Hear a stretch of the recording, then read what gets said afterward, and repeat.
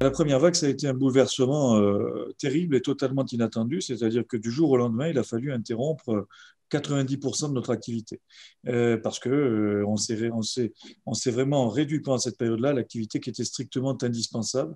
Alors nous, en matière de rythmologie, c'est la stimulation cardiaque du patient qui fait des syncopes ou qui est stimulodépendant et qui a besoin qu'on change un appareil.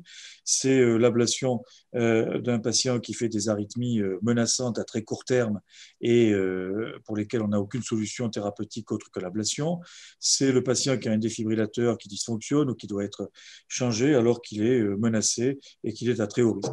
Donc ça a été notre attitude pendant la période de la première vague. Alors 10% d'activité, c'est vraiment un changement très important par rapport à ce qu'on fait au quotidien et ça laisse du temps, entre guillemets, à côté. Alors qu'est-ce qu'on a fait avec le temps qu'on avait? Eh bien, on a développé ce qu'on aurait peut-être dû développer auparavant, mais qu'on était en train de développer tout doucement, qui était la mise en place de toute la consultation à distance des patients. Alors en rythmologie, on a vraiment une chance extraordinaire, c'est que ce qu'on appelle la télécardiologie, c'est-à-dire le suivi à distance des prothèses cardiaques, était déjà parfaitement disponible.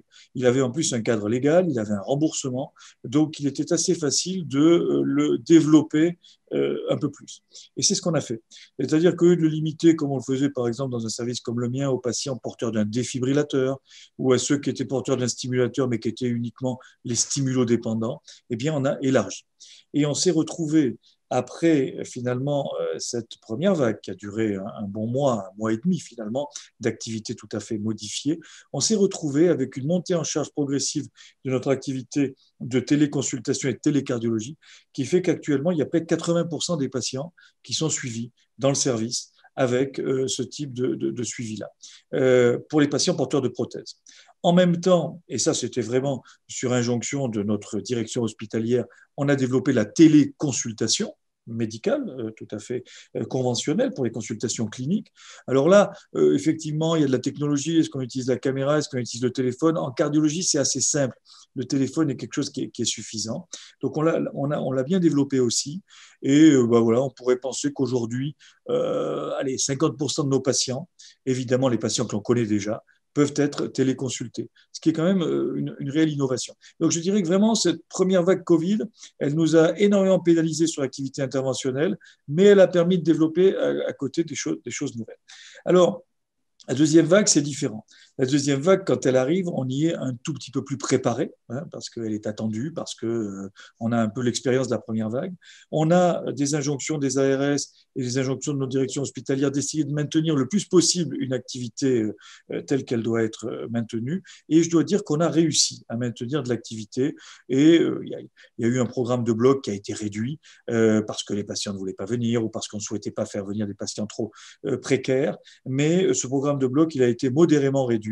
Et je dirais là aussi que près de 80% de l'activité interventionnelle a été pratiquée au cours de la deuxième vague.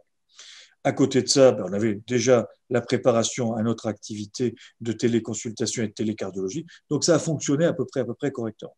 Alors, une des questions qui se posent souvent, c'est de savoir si le retard qu'on a accumulé sur la première et un petit peu sur la deuxième vague est pénalisant pour les patients. Alors, c'est difficile à quantifier. Je ne pense pas qu'on ait aujourd'hui en France des données extrêmement précises là-dessus, mais on peut s'appuyer sur une publication très récente qui a été faite au Danemark, et il n'y a pas de raison que ce soit différent dans notre pays. Ils ont constaté que la période Covid a été une période où pendant laquelle la fibrillation atriale a été moins bien diagnostiquée, moins souvent diagnostiquée. Bref, les patients ont été moins vus, donc on a forcément raté des diagnostics de fibrillation atriale. Et ce qui est beaucoup plus inquiétant, c'est qu'ils arrivent à corréler ça avec une augmentation du taux d'accident vasculaire cérébral pendant la période. Alors, ils ne font pas une corrélation directe parce que c'est très difficile à partir de données de santé publique d'être aussi précis, mais c'est une sonnette d'alarme. Il semblerait qu'une pathologie extrêmement fréquente comme la fibrillation atriale ait été moins diagnostiquée et qu'on puisse en payer les conséquences. Alors, je crois savoir qu'en France, certaines équipes vont s'intéresser à ces aspects-là et nous donner des informations, mais je crois qu'il faut avoir cette idée en tête. Le retard diagnostique, il a existé également en rythmologie et il a probablement été responsable d'un certain nombre de pathologies sévères comme l'accident vasculaire cérébral.